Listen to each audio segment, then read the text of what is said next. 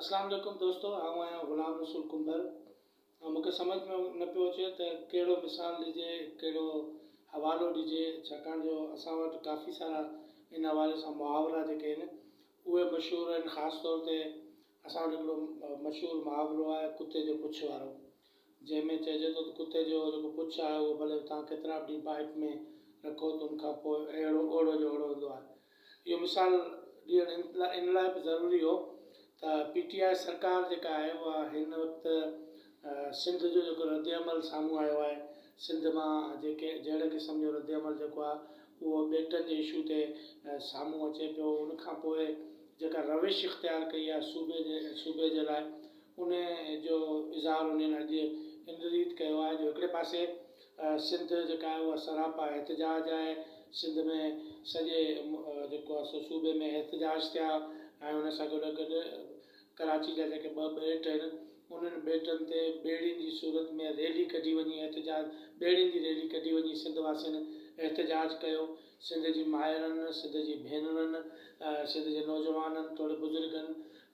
सिंधियुनि जो हिकिड़ो वॾो तादादु कराची में पहिरें मरहले में अवामी तहरीक जे प्लेटफॉर्म तां आयो। उनखां पोइ STP जा दोस्त आया ऐं उन्हनि शदीद क़िस्म जो एहतिजाज कयो त सिंध वाज़े क़िस्म जो मैसेज जेको आहे उहो ॾेई छॾियो त असांखे कंहिं बि रीति में ॿेट जेके सिंध जी मिल्कियत आहिनि उन्हनि ते वफ़ाक़ी मनसूबो मंज़ूरु न आहे, क़बूलु न आहे ऐं सिंध उन मनसूबनि खे रद्द करे थी। इहा मिल्कियत जेका आहे उहा सिंध जी आहे। उनखां पोइ PTM जेको समूरी अपोज़िशन जमातुनि जो जुड़ियल इतिहादु आहे उन तरफ़ां बि जीअं त वाज़े पैगाम ॾिनो वियो ऐं चयो वियो फौरी तौर ते उहो सदारती ऑर्डिनेंस वापसि वरितो वञे, जेको गुजगो में राति जे पेट में जेको जारी कयो वियो। महीने ताईं उन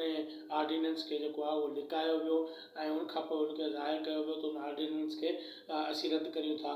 सिंध सूबाई असेंबली जेको आहे उन हिकिड़ो ठहराउ जेको आहे उहो बि हिन मनसूबनि जे ख़िलाफ़ु सदारती ऑर्डिनेंस ख़िलाफ़ु पास कयो। पर वज़ीर आज़म इमरान ख़ान जी सदारत में अॼु जेको हिकिड़ो अहम इजलास थियो आहे उन्हनि ॿेटनि जे मामले ते ग़ौर वीचार कयो आहे। उन इजलास में अली ज़ैदी जेको सामूंडी मामलनि वारी वज़ारत जो वफ़ाक़ी वज़ीर आहे उहो उन इजलास में शरीक थियो आहे। साॻे वक़्त ते उन ई इजलास में इमरान इस्माइल जेको सिंध जो गवर्नर आहे उहो शरीक थियो आहे। उन सां गॾो गॾु पंजाब बैंक जो सदर ऐं आइलैंड जे हवाले सां जेके हिकिड़ी कमेटी जोड़ी वई आहे, हिकिड़ी अथॉरिटी जोड़ी वई आहे, उनजो चेयरमैन जेको आहे इमरान अमीन उहो बि इन इजलास में शरीक थियो आहे। त सिंध जा एहतिजाज, सिंध जो ख़दशो, सिंध जा ख़दशा जेके आहिनि उहे हिकिड़े पासे, पर अॼु उन में जेको ग़ौर वीचार कयो वियो आहे उन में वज़ीर आज़म इमरान ख़ान जेको आहे उहो अक़ल जा ऐं पंहिंजे हुनजा ज़ोर वसाईंदे इहो चयो आहे त हीउ जेको मनसूबो आहे उहो अरबनि रुपयनि जी सरमाएकारी आणींदो ऐं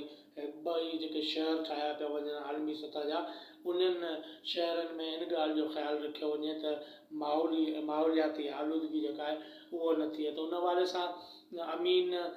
जेको इमरान अमीन जेको चेयरमैन आहे इन अथॉरिटी जो, उन तरफ़ां इहो ब्रीफिंग ॾिनी वई त असीं आलमी तौर ते मुख़्तलिफ़ जेके अथॉरिटीज़ आहिनि उन्हनि सां राब्ते में आहियूं त जीअं माहौलियाती आलमी तौर ते जेके माहौलियाती जेके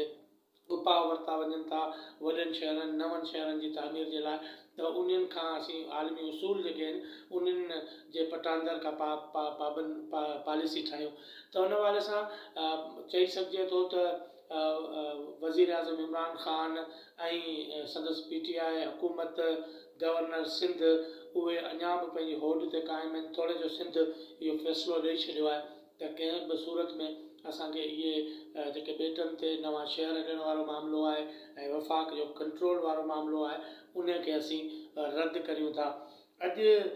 हिकिड़ो मौक़ुफ़ जेको आहे उहो तव्हां ॾिठो हूंदो अलीम आदिल शेख जो बि साम्हूं आयो आहे। उन में उन मौक़ुफ़ रखियो आहे त असां चवंदासीं त हिन ऑर्डिनेंस में कुझु तरमीम कई वञे, सिंध जा ॿेट सिंध जी मिल्कियत हूंदा। पर जॾहिं उहा ऑर्डिनेंस पढ़िजे थो त उनमें डायरेक्ट इहो लिखियलु आहे त इहे जेके ॿेट आहिनि उहे वफ़ाक़ जी मिल्कियत में अची वेंदा ऐं न रुॻो इहे ॿेट पर बलोचिस्तान जी साहिली पट्टी में वाक़ई जेके ॿेट आहिनि उहे बि वफ़ाक़ पंहिंजे कंट्रोल में वठणु चाहे थो ऐं उन ई सां गॾो गॾु 300 ॿेट आहिनि जेके सिंध ऐं बलोचिस्तान जी साहिली पटी ते आहिनि त उन हवाले सां बि वाज़े तौर ते लिखियलु आहे त उहे जेके आहिनि वफ़ाक़ जे कंट्रोल में अची वेंदा ऐं वफ़ाक़ जॾहिं जॾहिं चाहींदो त उन्हनि ॿेटनि ते के मनसूबा जेके आहिनि उहे शुरू करे सघंदो। त हिकिड़े पासे समूरी अपोज़िशन जूं सियासी अपोज़िशन जूं समूरियूं जमातूं आहिनि उहे पंहिंजो मौक़ुफ़ ॾेई चुकियूं आहिनि। सिंध जो आम माण्हू वसती वाण मां जेको आहे उहो हिकिड़ो क्लियर मैसेज जेको आहे उहो आयो हो त थियणु तीअं घुरिजे हा त वफ़ाक़ी सरकार जेको आहे सो अखि पटे हा पंहिंजे हिन ऑर्डिनेंस ते नज़रसानी करे हा ऐं फौरी तौर ते उहो ऑर्डिनेंस वापसि वरितो वञे हा। पर बदकिस्मती सां न रुगो उनजो अहसासु उनजो अदराक वफ़ाक़ी सरकार खे कोन्हे पर उहो पंहिंजी होड ते पंहिंजी ज़िद ते क़ाइमु आहे। अॼु जेको इजलास थियो उन इजलास में उनजा जेके ॿ शेयर अॼा पिया वञनि सिंध जे ॿिनि ॿेटनि ते वफ़ाक़ जे मातहत वफ़ाक़ी सरकार जे अंडर में त उन जे हवाले सां वाज़े पॉलिसी जेका उहा अख़्तियार कई वई आहे त हर सूरत में उहे ॿेट जेके आहिनि उहे उन्हनि ते नवां शहर अॾिबा। त सेनेट में बि अॼु ससी पली जो तरफ़ां हिकिड़ी मुदलिल क़िस्म जी तक़रीर कई वई उन में सिंध जो जेको इशू आहे सिंध जे माण्हुनि जो जेको मौक़ुफ़ आहे उन मौक़ुफ़ खे उजागर कयो वियो ऐं ससी पली जो इहो चयो त असीं कंहिं बि रीति जेको आहे उहो ॿेटनि ते कब्ज़े जी इजाज़त न ॾींदासीं। सिंध हिन सदारती ऑर्डिनेंस खे रद्द करे थी उन करे फौरी तौर ते हीअ ऑर्डिनेंस वापसि वरिता वञनि। साॻे वक़्त ते हुन तंबी कई ऐं चिताव ॾिनो त जेकॾहिं वफ़ाक़ी सरकार पंहिंजी होड ते क़ाइमु रही त पोइ सिंध जो जेको मिज़ाज आहे सिंध जे माण्हुनि जो जेको मिज़ाज आहे उन मूजिबि जेकॾहिं उहे तय करे था छॾनि त ऐं सम्झनि था त हीउ मनसूबो ही का बि शइ जेका आहे उहा सूबे जे मफ़ादनि जे ख़िलाफ़ु आहे सिंध दुश्मनी जे ते ॿधलु आहे त पोइ असीं रेलनि खां जेलनि खां फाइन खां डिॼण वारा न आहियूं ऐं असांजी तारीख़ गवाह आहे त असां एहतजाज कयूं त हिकिड़ो तारीख़ी क़िस्म जी स्पीच ससी पली जो जेको आहे उहो सेनेट में कई। गॾो गॾु उन्हनि तरफ़ां इहो बि चयो वियो त असीं हर सूरत में सेनेट मां जेको आहे हिन ऑर्डिनेंस खे रद्द कराईंदासीं फौरी तौर ते इहा ऑर्डिनेंस जेको आहे उहो ऐवान में आंदो वञे। अञा ताईं वफ़ाक़ी सरकार क़ौमी असेंबली तौरु सेनेट जे फ्लोर ते सदारती ऑर्डिनेंस खे न आहे आंदो जेकॾहिं आंदो त वञे त न रुगो डिबेट थींदी पर सेनेट मां हीअ ऑर्डिनेंस जेको आहे उहो अपोज़िशन जी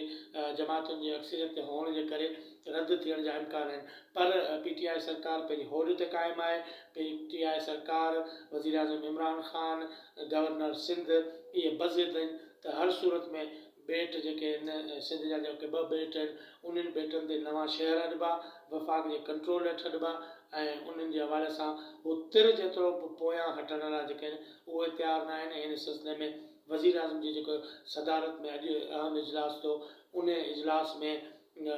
वाज़े तौर ते इहो मैसेज ॾिनो वियो सॼी सिंध खे समूरी सिंध खे सिंध जे माण्हुनि खे अदीबनि शाइरनि जिन एहतजाज कया जिन पंहिंजो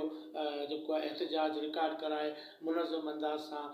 पुरअमन तौर ते उन्हनि खे इहो वाज़े मैसेज ॾिनो आहे त तव्हां असांजी एजेंडा ते न आहियो सिंध असांजी एजेंडा ते न आहे असांखे जेको करिणो हूंदो उहो कंदासीं ऐं वफ़ाक़ी सरकार बज़िद आहे हिननि ॿेटनि ते जेके शहर अॾण जे लाइ। महिरबानी।